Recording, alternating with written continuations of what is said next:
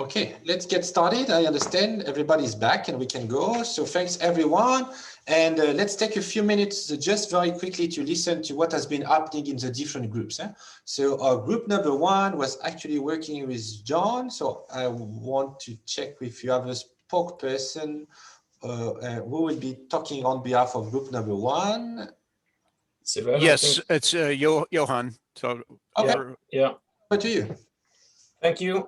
We were mostly speaking about the enabling conditions, to be honest, and the group may please enter if I missed out on some big issues. But we spoke about the trust that needs to be there between the parties. If anything is going to work in these conditions, or workplace cooperation, there needs to be trust between the parties, and also transparency. I mean, we talk about issues, and it needs to be clear and being dealt with in a good way.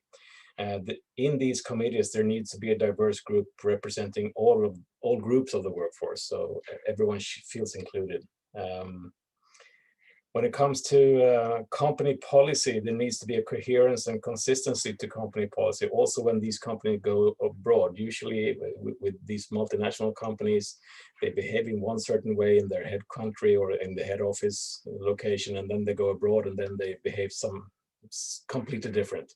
And to get a hold on that, maybe we also need global worker networks,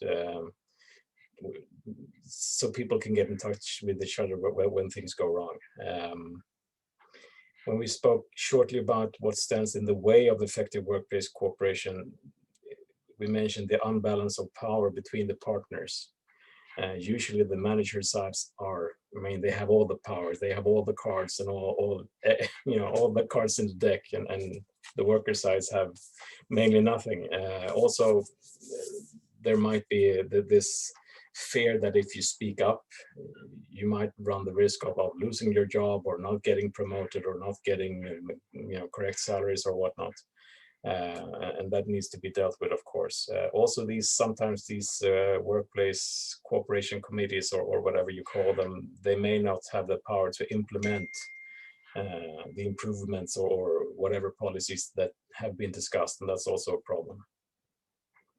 That is very short.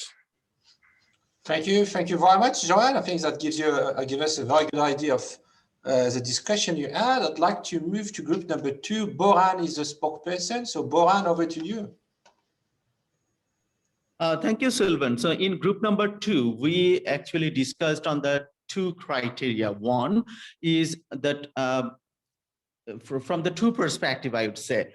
One perspective was that the capacity building and awareness building of the worker and management representatives, especially on the focus of safety and health related issue. For example, in Bangladesh, what we have done that it was discussed that in Bangladesh, we have developed some training modules, especially on the COVID-19 awareness, nutrition, and the occupational health and safety. So that occupational health and safety guideline amid COVID-19 was also developed by Ministry of Labor and Employment, and the training modules were developed on the basis of those guidelines.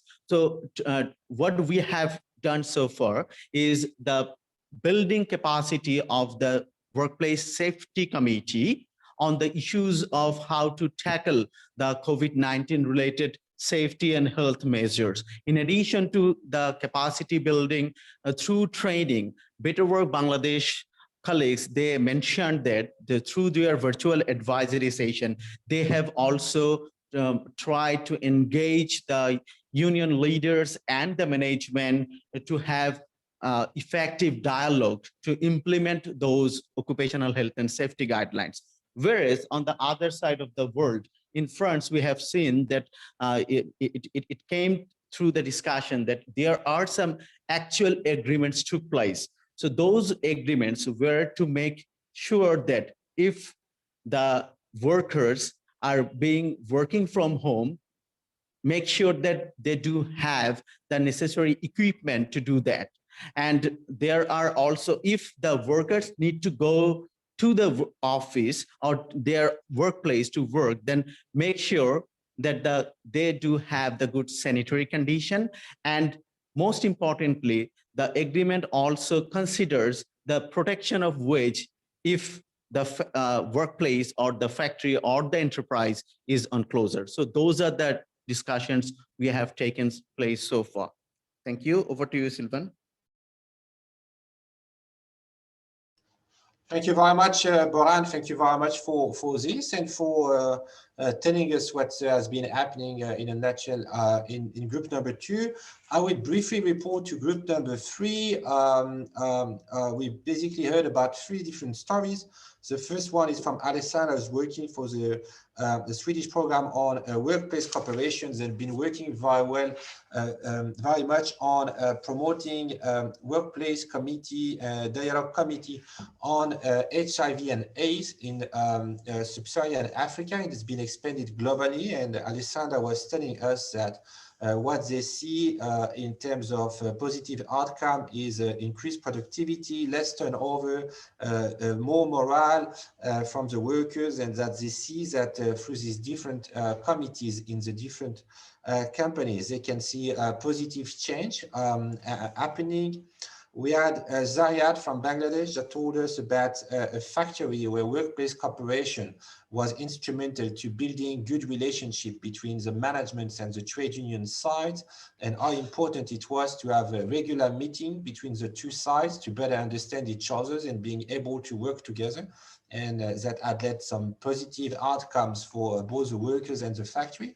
And then Christelle from IKEA was telling us about the fact that the issue of health and well-being was taken by the European Works Council, and through a joint co-creation at the European Works Council level, they were able to prioritize what should be some actions and things to do on this topic, and that it was actually helping them to understand better what can be done, and especially what is most important and how to prioritize things. So I think it was illustrating very much what can be some of the benefits that were mentioned at the beginning of the presentation when we talk about the ILO and workplace cooperation, and actually what can be the changes that we see at the workplace level. So thanks very much to participants of room number 1, of room number 2 and 3, and especially to Boran and Johan, the 2 spokespersons from room 1 and 2. I hope that all this gives you, incentivize you to go and to use and to promote the self-learning e-tool on workplace cooperation. And I'm going to hand over with a few minutes left the floor, with a few minutes late, the floor to Andrea. So thanks everyone from my side, and Andrea, over to you. Thank you very much, Sylvan. And just very briefly, well, thanks to the speakers and to the participants for this exciting session. You will receive by email the links to access the training materials, as well as the PowerPoint presentation and the recording of today's session. And I encourage you to take a look at the self-guided tool and also at the other sections of the Global Industrial Relations e-toolkit. And I encourage you just to share the materials also with your colleagues and network. And also, if you have any question, or if you'd like to have more information on how to use the materials, for example, as part of your capacity building efforts, please do reach out to us, and we'd be happy to support you and to help. And finally, if you have enjoyed today's presentation, please do not miss the next sessions of the Masterclass series. In particular, next Wednesday, we have a session on collective bargaining. It will take place at the same time, 2 p.m. Central European Time, and it will feature a number of experts from ILO, from the International Training Center, as well as from a number of representatives from Global Deal Partners. And then in the following weeks, we also have some additional sessions, as you can see in the slide, on industrial relations in times of crisis on the 24th of March, and finally a session on gender equality and the role of social dialogue on the 30th of March. And with this, I would like to thank you all again, and see you next week.